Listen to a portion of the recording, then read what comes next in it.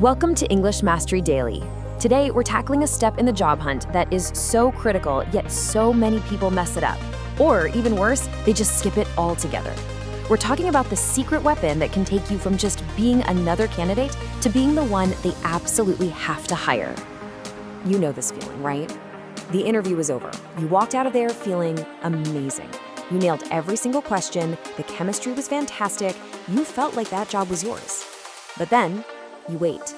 And that silence just gets louder and louder every day, and that confidence you had starts to just fizzle out. You're left wondering, what on earth went wrong?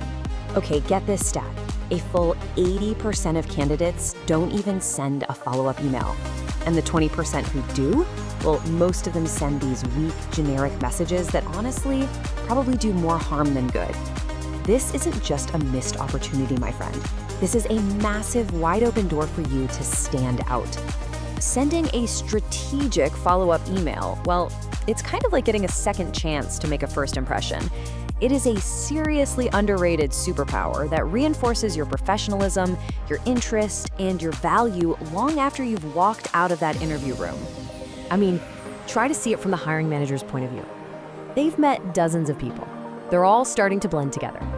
This one email from you, it pops you right back to the top of their mind. It proves you have attention to detail, and it shows you are genuinely excited about this role. It can literally be the deciding factor that separates you from another candidate who's just as qualified. This can get you the offer. So how do you actually write an email that works? Well, it's not about being super clever or writing something really complicated.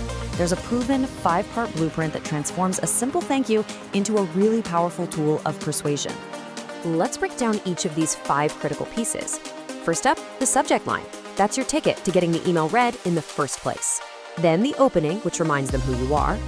The 2 body paragraphs. Now this is where the real magic happens, where you prove you were listening and resell your value. And finally, the closing, where you leave a really strong, lasting impression. Okay, before they can be impressed by anything you've written, they have to actually open the email. A vague subject line like just thanks or following up is so easy to get lost in a crowded inbox. The goal here is simple. Be clear, be professional, and be specific. Any of these options work perfectly. They immediately tell the hiring manager who you are, what job you interviewed for, and what the email is about. You know, in a sea of unread messages, that kind of clarity is professional. It's efficient, and it shows you respect their time. So, they've opened the email. Great. That first paragraph has one job. Set the context immediately. You start with a professional greeting, you thank them for their time, and you specifically mention the position and the date of the interview. No fluff needed here at all. This template, it's simple, but it's so effective. It's polite, it's specific, and it shows genuine appreciation right from the start. It immediately jogs their memory about your conversation and sets a really positive tone. You're not just being courteous, you're being strategic.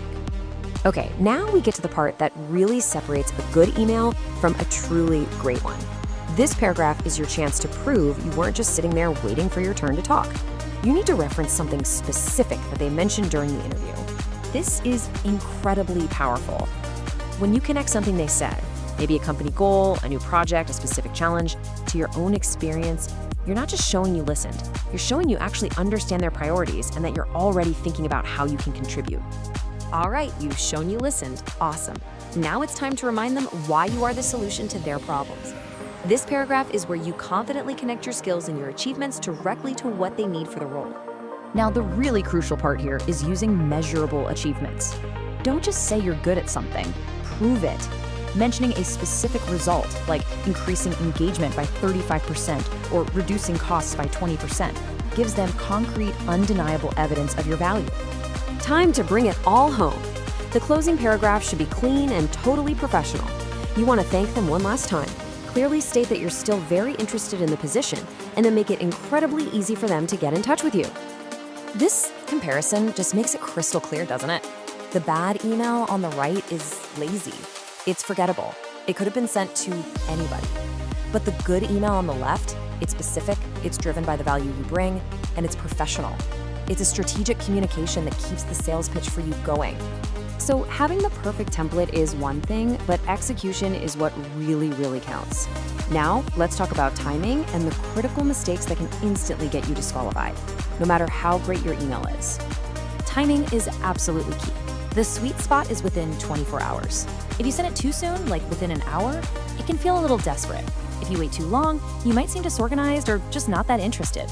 And a pro tip, if you interview on a Friday, just wait until Monday morning. It shows professionalism and respect for their weekend. The single biggest mistake you can make is sending that generic copy and paste email. Trust me, hiring managers can spot these a mile away. It just tells them you're going through the motions and that you don't care enough to put in a few extra minutes of effort. It basically screams that you don't have genuine interest. And here are the other deal breakers. A vague subject line, forgetting their name, oh, that's a bad one, not referencing the conversation, writing a whole novel instead of keeping it concise, sounding desperate or way too casual, and the absolute killer, any spelling or grammar mistakes. Proofread it, then proofread it again.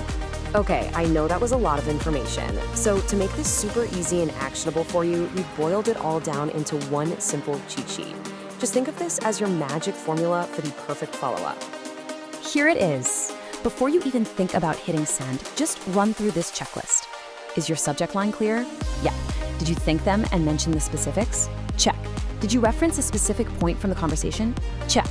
Did you connect your achievements to what they need? Did you proofread it twice? If you can check every single box, you are ready to send an email that is going to impress.